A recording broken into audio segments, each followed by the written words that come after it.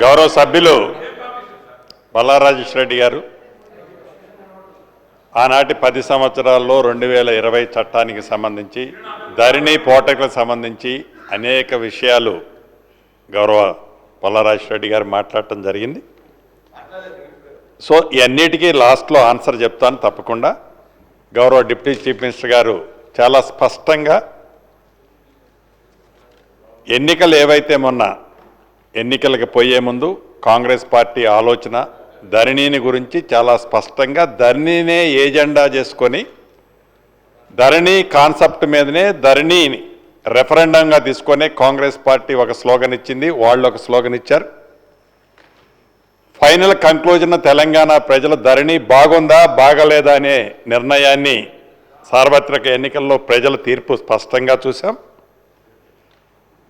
గతంలో 2020 చట్టం ఏ రకంగా చేశారు, ఎంత ఆతృతగా చేశారు, ఆ చేసిన దాంట్లో ఇటున్న సభ్యులే ఇబ్బంది పడలేదు, ఇటున్న సభ్యులు కూడా కోకొల్లల మంది ఇవాళ శాసనసభ్యులుగా, ఎమ్మెల్సీలుగా, పార్లమెంటు సభ్యులుగా, గతంలో మంత్రులకు చేసిన అనేక మంది వారి భూములకు సంబంధించిన ధరణి వల్ల నిన్న మొన్న నా పక్కన వచ్చి కూర్చొని డిస్కషన్ చేసేవన్నీ కూడా వారి వ్యక్తిగతంగా సంబంధించిన భూములు ధరణిలో మిస్ అయినాయనే వచ్చి అడుగుతున్న సందర్భం స్పష్టంగా చూశాం.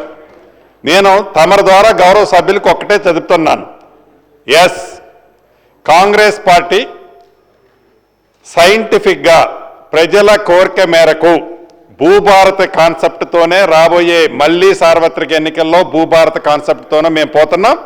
మీరు ధరణి కాన్సెప్ట్తో ఆనాడిపోయి మీరు అదే మళ్ళీ మీది మీరు సమర్థించుకునే పని చేస్తున్నారు తప్ప గౌరవ మా భట్టి గారు చెప్పినట్లు నిజాన్ని ఒప్పుకోకుండా, నిజాన్ని నిజమని చెప్పకుండా అహాం అడ్డం వచ్చి మీరు మాట్లాడుతున్నారే తప్ప తప్పకుండా భూభారతని చాలా ప్రజల కోసం ప్రజల సౌకర్యార్థం పబ్లిక్గా అనేక సందర్భాల్లో పబ్లిక్ డొమైన్లో పెట్టి చర్చించిన తర్వాత భూభారత తీసుకొచ్చాం.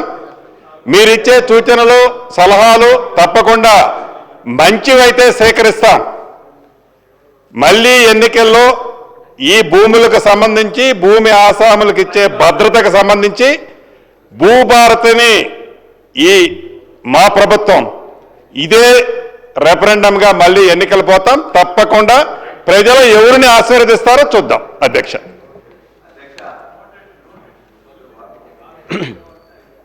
మంత్రులు మాట్లాడుతూ ఖచ్చితంగా మాకు రెఫరెండంగా వచ్చిందన్నారు. మీకు రెఫరెండంగా వచ్చింది 6 గ్యారంటీల మీద మీకు ఇచ్చిన పవర్ తప్ప మీరు ఇచ్చిన అనేక వాటి హామీ 420 హామీల మీద పవర్ ఇచ్చింది తప్ప ఈ ఒక్క దీని మీదనే మీకు రాలేదు. అధ్యక్ష, మేము కూడా ఖచ్చితంగా చెప్తున్నాం, మేము కూడా మీరు ఏదైతే ఇవాళ భూభారతి పెట్టి భూహారతి చేయబోతున్నారో ఆ భూహారతి మీదనే ఖచ్చితంగా మీరు అనుకున్నట్లయితే ప్రజల ముందుకు మేము వెళ్తాం, మీరు వెళ్తాం. ఖచ్చితంగా ఆ రోజు మళ్ళీ ఏం రెఫరెండ్ వస్తుందో చూద్దాం. వారు చెప్పారు భూస్వాములు జాగీర్దారులు చాలా మంది ఉన్నారని చెప్పేసి. మరి మీ యొక్క ఈ చట్టంలోనే ఈ యొక్క తెలంగాణ సోషియో ఎకనామిక్ అవుట్బుక్ బుక్లోనే మీరు ఇచ్చారు ఏమని, ఈ రాష్ట్రంలో 25 ఎకరాల కంటే ఎక్కువ ఉన్న వాళ్ళు ఓన్లీ 9,000 మంది ఉన్నారు మాత్రమే అని మీరు లిస్ట్ ఇచ్చారు. మరి ఎక్కడ భూస్వాములు ఉన్నారు? 52 ఎకరాల పివి నరసింహరావు గారు తెచ్చిన సీలింగ్ యాక్ట్ ప్రకారం 54 ఎకరాల కంటే ఎవరికి ఎక్కువ ఉండకూడదు. ప్రతిరోజున 100 ఎకరాలు 200 ఎకరాలు 400 ఎకరాలు ఉన్నదని చెప్పేసి మాట్లాడుతుంటారు. అవగాహన ఉండి మాట్లాడుతున్నా లేదా అని చెప్పి తెలియదు ఇది. అదేవిధంగా ఇవాళ అనుభవదారు కాలంలో కూడా మేము చెప్తున్నాం, ఖచ్చితంగా మరలా ఇవాళ అనుభవదారు కాలం పెట్టి వాళ్ళ పేర్లు రికార్డ్ చేయడం అంటే మళ్ళీ కౌలుదారుల పేర్ల మీద వివాదాలు సృష్టించడం తప్ప మరొకటి కాదు. అదేవిధంగా ఇలా ఫౌతీ విషయంలో కూడా ఇవాళ ఫౌతీ విషయంలో కూడా ఇప్పుడే సంజీవ్ రెడ్డి గారు చెప్పారు, మేము ధరణిలో పెట్టిన ఫౌతీలో అంతకుముందు ఫౌతీలో ఏముండేది, ఆనాడు విఆర్ఓ కానీ ఆ గ్రామాలకు పోయి 45 రోజుల నోటీస్ ఇచ్చి వాళ్ళందరూ కూర్చొని మాట్లాడుకొని అక్కడికి రమ్మని చెప్పేవాళ్ళు. మేము పెట్టిందేంటి ధరణిలో, ఇవాళ ఈ విఆర్ఓ వద్దు, నోటీసులు వద్దు, డైరెక్ట్గా మీ కుటుంబం వాళ్ళే మాట్లాడుకోండి, మీరు వచ్చి మాట్లాడుకొని మీరు ఒప్పుకున్నట్లయితే ఇక్కడ ఇమ్మీడియట్గా కూడా మీకు రిజిస్ట్రేషన్ కూడా ఫౌతీ సక్సెస్ అవుతుంది. కాబట్టి ఒకవేళ మీరు ఒప్పుకోనట్లయితే మీరు కోర్టుకు వెళ్ళండి అని చెప్పినాం.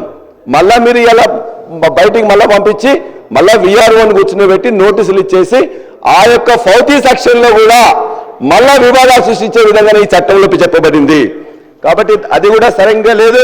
అదేవిధంగా జమాబందీ అని పెట్టిండ్రు. ఎందుకు చేస్తారు అధ్యక్ష జమాబందీ? జమాబందీ అనేది 2011-12 నుంచి మొత్తం బంద్ అయిపోయింది.